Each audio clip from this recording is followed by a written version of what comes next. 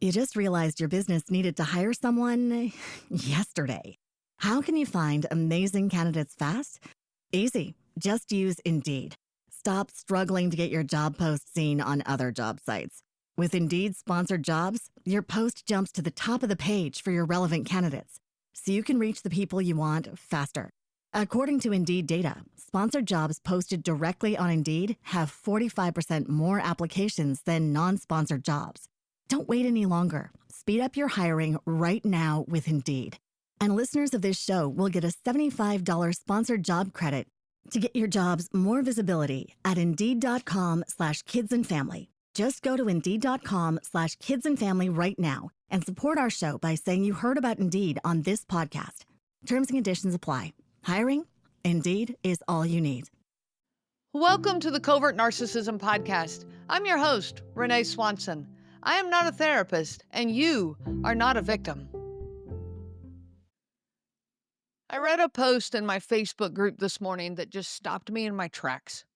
This member wrote, I saw a post in another group that said women who stay in abusive relationships don't deserve sympathy after a certain point. Well, I'm going to tell you, I sat down right then and began writing another episode because that comment makes my blood boil. This is victim shaming to the nth degree. Judgment, total lack of understanding about the complications of covert narcissism, about what it actually takes to leave these relationships. Leaving a covert narcissist is not a single moment. It's a long, brutal, and visible process that breaks you down before you can even think about building yourself back up. That episode is coming soon, and trust me, I've got some things to say about this. So make sure you subscribe or follow this podcast so that you don't miss that episode. And if you are looking for a Facebook group that offers community, that offers safety and compassion, please join my group. It's called the Covert Narcissism Group. I have a team that monitors this group, a team that is full of compassion and care. You are met there with open arms and understanding hearts. Now back to today's episode. It doesn't matter if you just told a covert narcissist that they forgot to pick up milk on the way home from work, or if you just caught them in a huge relationship-breaking lie. It doesn't matter. The reaction will feel disproportionately big. They go 0 to 100 incredibly fast. It's confusing. It's emotionally overwhelming. It floods your system. Because with a covert narcissist, the size of the trigger doesn't matter. The outcome is almost always the same. They will either implode with shame, like a whirlpool dragging you in with them, or explode with blame, like a volcano erupting. And sometimes they can even do both in the same breath. Maybe you were pointing out something small, like, a broken promise to fix the windows, a forgotten chore, or a passive-aggressive comment that just stung a little too much.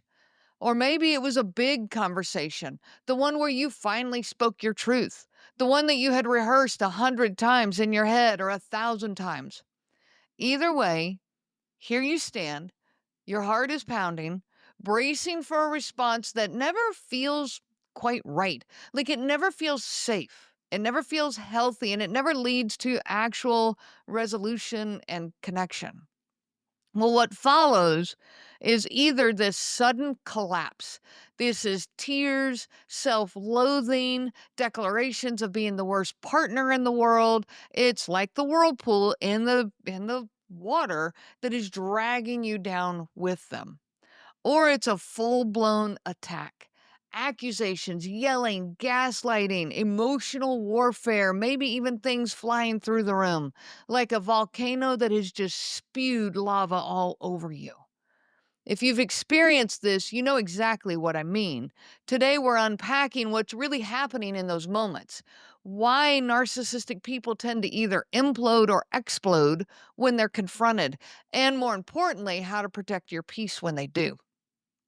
Welcome back to the Covert Narcissism Podcast, where we expose the people who cannot handle being exposed. And then we watch them choose between a dramatic emotional collapse or a full-blown blame explosion. Today's episode is for anyone who has finally found the courage to speak their truth, maybe to set a boundary, to call out bad behavior, the manipulation, the lies, and then stand there waiting for that response that never feels safe. Because when you confront a covert narcissist with your perception, your reality, your truth, their reaction usually falls into one of these two categories. They implode with shame or explode with blame.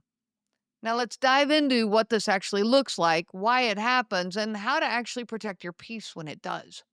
So, let's break down these two predictable yet devastating narcissistic reactions. First, we're going to start with the implosion. This is when they collapse inward. It's under the weight of their own shame. I'm a bad person. I'm worthless. Nobody likes me. But this isn't healthy. This isn't real accountability, which is why it feels really wrong and it feels really icky. It's not healing. It's not restorative. This is performative. It's this self pitying pit and extremely manipulative because suddenly you're looking at a person who seems shattered. It might even feel like, okay, well, they're clearly very sensitive.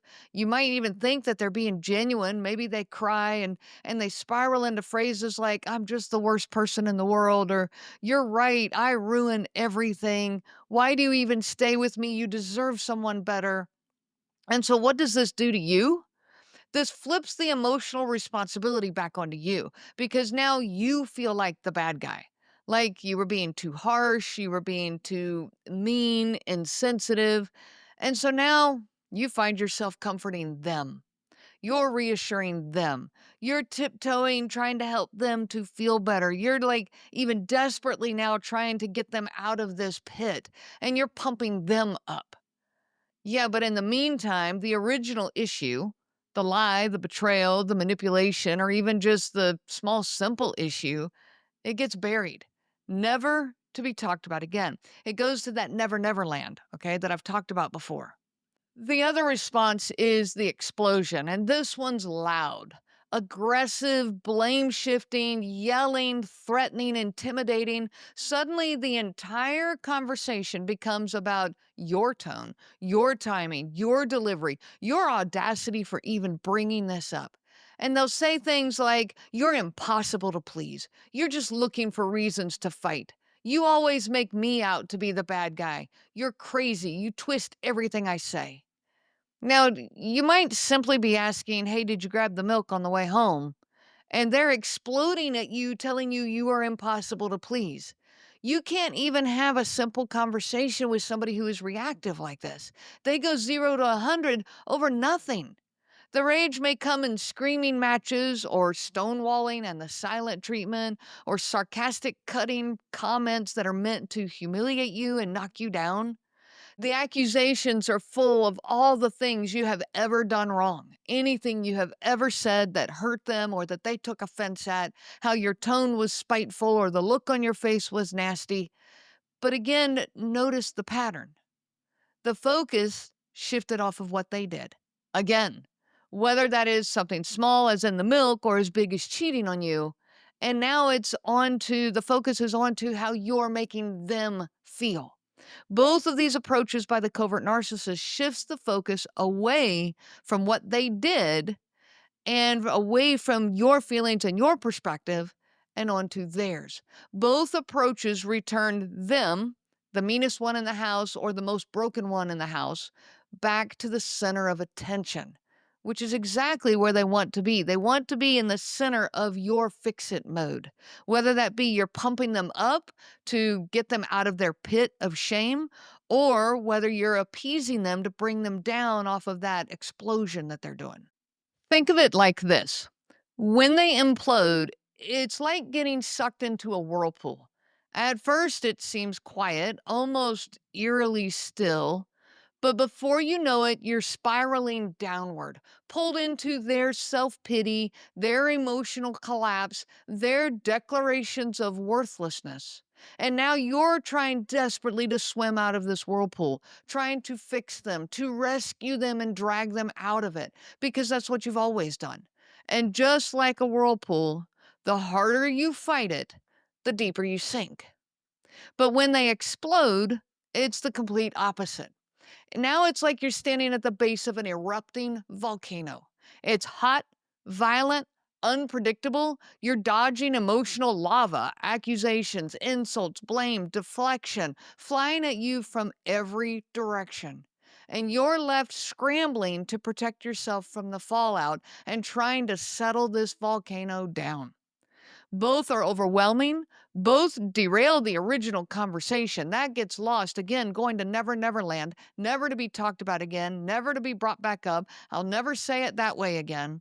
And both of these responses, the implosion and the explosion, serve the same purpose: to avoid accountability and to pull you back into emotional chaos. So, why does this happen? Why can't they just own it, apologize, be accountable, be vulnerable, be safe? Because owning their own behavior would require them to sit with something that they have spent their entire life avoiding: their core vulnerability, their core shame. See, at their core, narcissistic people are deeply fragile, and their entire sense of self depends on maintaining this image that they are not fragile. Okay, this image that they are great and wonderful, that they are the good guy, the good girl, that they are even the victim or the misunderstood partner, because that is an image that is there to protect that core shame. They might show this amazing, superior, outstanding, center of the world, charismatic, altruistic person to the world. But that's not what's underneath. And the moment you confront them with even the simplest of truths, even the simplest of, did you remember to get the milk? Even that simple little thing threatens their image. And because they don't have the emotional tools or the emotional strength to process real accountability, their brain goes into survival mode. Their brain starts scrambling for how to get out of this situation, even though it's not a situation to begin with. They go into full on survival mode and all of their defenses come out. So they either collapse in shame, this implosion that they do, or they project all of their shame onto you, which is the explosion. Both reactions serve the same purpose. It gets the emotional heat lamp off of them and instead puts on this emotional soothing lamp that is you doing all of the work in fix-it mode. They want your fix-it mode. I've talked about that in a recent episode. They are addicted to your fix-it mode. If they go into victim mode, your fix-it mode is to pump them back up. If they go into rage mode, your fix-it mode is to appease them. And both of these. You just realized your business needed to hire someone yesterday. How can you find amazing candidates fast? Easy. Just use Indeed. Stop struggling to get your job post seen on other job sites. With Indeed sponsored jobs, your post jumps to the top of the page for your relevant candidates, so you can reach the people you want faster. According to Indeed data, sponsored jobs posted directly on Indeed have 45% more applications than non-sponsored jobs. Don't wait any longer. Speed up your hiring right now with Indeed. And listeners of this show will get a $75 sponsored job credit to get your jobs more visibility at Indeed.com/kidsandfamily. Just go to Indeed.com/kidsandfamily right now and support our show by saying you heard about Indeed on this podcast. Terms and conditions apply. Hiring? Indeed is all you need. When we started writing our thoughts down on paper, it opened up endless possibilities. Ideas could grow beyond the borders of the mind, and it changed the world. Somewhere along the way, we lost touch with paper, distracted by devices made for every purpose except for thinking and focus. On edge, waiting for the next notification. But what if new technology didn't pull us away from paper, but brought us closer to it? Listen.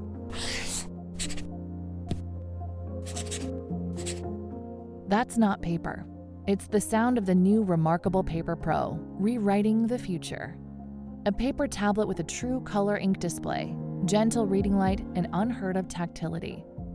With digital features for taking notes, thinking, and organizing, without any distractions. Paper is about to change the world again. Get your paper tablet at remarkable.com today. They get what they want, your fix-it mode, and they're off the hook. Now, here's the part that I hear from so many of you in my coaching sessions or in messages, Facebook messages and email messages, that when these two reactions happen, it leaves you spinning in confusion. You're doubting yourself, feeling guilty, wondering if you should have said it differently. Could you have found a better way to say this? Okay, yes, we all could find different ways to say it. But just because I could use different words does not make these reactions my fault. People ask, maybe I'm being unfair, maybe I'm being too harsh, too demanding. And people, all of us start to think that we are completely responsible to monitor everything and to fix everything. Because when they implode, you feel cruel for being upset with someone who's clearly so broken. Okay, I remember going through that. He would implode in this, this shame, and I'm such a horrible person, and you deserve so much better than me. And then I would feel bad. I felt like I had been cruel and mean because clearly I had hurt him so badly that this is how he was feeling. When they explode, you feel scared, confused, emotionally off balance. Either way, you end up caregiving, caretaking, over explaining, or giving up to speaking your truth completely. Like you just kind of go into silent mode and focus completely back on them. Now, just for comparison, just to give you an idea of how this would look in healthy relationships. Okay, let's talk about what healthy accountability looks like. In a healthy relationship, when someone's confronted with their hurtful behavior, the response might sound like this: "Hey, I hear you. Thank you for telling me so that I can work on this." Or, "You're right. That was hurtful. I didn't realize that landed so hard. I'm sorry." Or, "I need to take responsibility for that. I can do better." Or, "Hey, I'm sorry. How can I make this right?" There's no collapse. There's no explosion, just ownership. Now, that doesn't mean it feels good for them. No one enjoys being called out. No one enjoys, being told what they did hurt the other person, somebody that they care about. But healthy people know how to sit with this discomfort. They know how to process it, and they know how to work toward repair. And they know the value of this. Narcissistic people don't. So what do you do when this happens? First, I'm going to tell you, pause. When they go into this implosion and explosion, pause. Recognize what's happening in real time. Keep yourself out of that fight or flight mode. Their implosions and explosions are not a threat to you. Instead, watch it with curiosity. You are watching a defense mechanism in action. Can you watch it with curiosity? Can you stay present to it? What threat are they feeling? What are the mechanisms that they are using? How does it make you feel on the inside? These questions will help you to stay out of that fight or flight response yourself. They are already in it. You don't need to go in it too. That doesn't make things better. Second, don't get pulled into their script. Whether they're imploding or exploding, you need to remember you are not responsible for fixing their feelings. It simply isn't your job. It's their job. So let them have their feelings. This goes back to the let them theory by Mel Robbins. Let them have their feelings. Let them have their reactions. This isn't on you. You get to just stay present to who you are. Number 3 is hold your ground. It's okay to step away. It's okay to say, "Hey, we're not going to have this conversation while you're yelling." It's okay to say, "I'm not responsible for making you feel better right now. I get to sit with my own feelings." And fourth, take care of yourself now. These moments are emotionally draining. Give yourself time to decompress, journal, talk to a trusted friend, process your thoughts and feelings with a therapist or a coach. Give that time to you. This is what they need to be doing for them. You can't make that happen, but you can do it for you. When someone implodes with shame or explodes with blame, What they're really saying is, how dare you threaten the fantasy that I've created about myself? Think about that statement for a minute. How dare you threaten the fantasy that I've created about myself? That's exactly what a covert narcissist is living. This fantasy image that they have about themselves that is what keeps them safe from their own core shame. And they expect you to uphold that fantasy with them. They expect you to live that fantasy with them. For survivors, that means living in a minefield where your truth is dangerous. Your perceptions, your reality, your opinions, your thoughts, your feelings, they're not safe. But healing begins the moment that you stop tiptoeing around them and start standing firm in your own truth. Start with inside of you. It doesn't mean that you have to then go tell them everything that you're thinking and you're feeling. In fact, that could just cause things to go even further into the implosions and explosions. Start by stating your truth to yourself. Believe your perceptions, your reality, your truth. You did not cause their implosion or explosion. You're just the mirror. You're the mirror to their projections. You're the mirror to their core struggles. And sometimes the truth is too much for someone who refuses to look. If you're stuck in this exhausting cycle of implosions and explosions, and you're not sure how to break free, or if you've started speaking your truth, and maybe the implosions and explosions got worse, and now you're questioning yourself because of their reactions, you're not alone. This is textbook narcissistic defenses. It's not your fault. This is not about you. This is about them. And it's not a sign that you should have stayed silent or that you should have found a better way to say it or you should have worked on your timing. You get to speak your truth. You get to protect your peace. You deserve relationships where accountability and repair are possible. Listen, accountability and repair bring people closer together because it creates an environment of trust, an environment of safety, something that is impossible to find when someone has covert narcissistic defenses in the way. If you need help navigating all of this, please reach out to me anytime. My email is Renee, Renee, at covertnarcissism.com. My website is covertnarcissism.com. My Facebook group is Covert Narcissism Group. You can find me. Come find the help that you're looking for. I wish you so much peace on your journey of healing.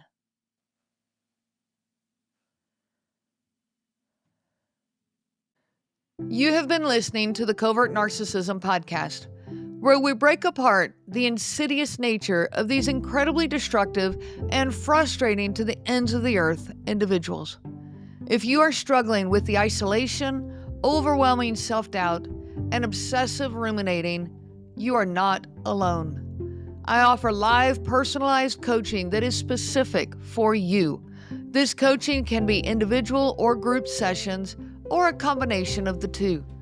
You can find all the information at covertnarcissism.com.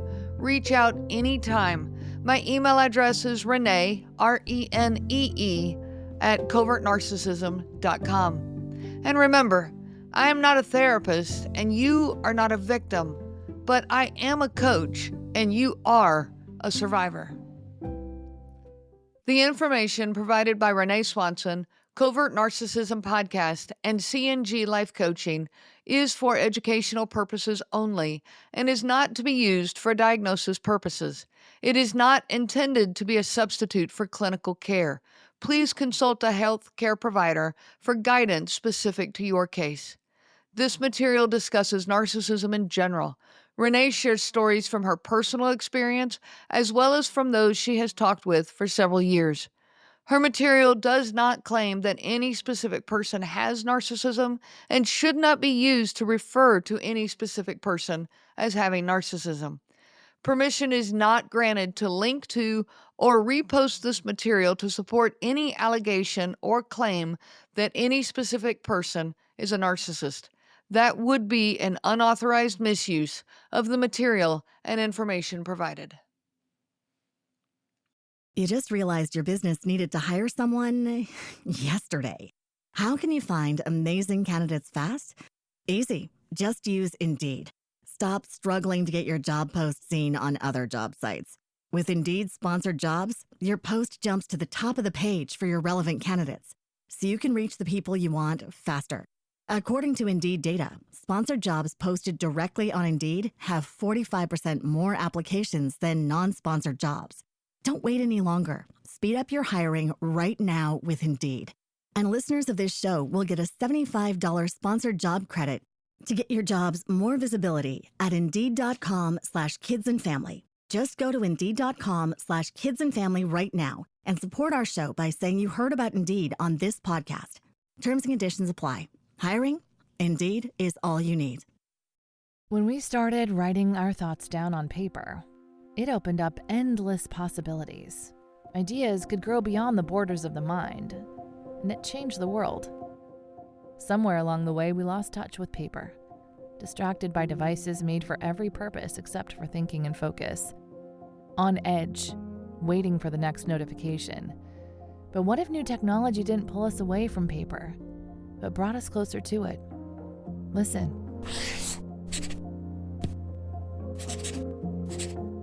That's not paper. It's the sound of the new Remarkable Paper Pro, rewriting the future. A paper tablet with a true color ink display, gentle reading light, and unheard of tactility. With digital features for taking notes, thinking, and organizing, without any distractions. Paper is about to change the world again. Get your paper tablet at remarkable.com today.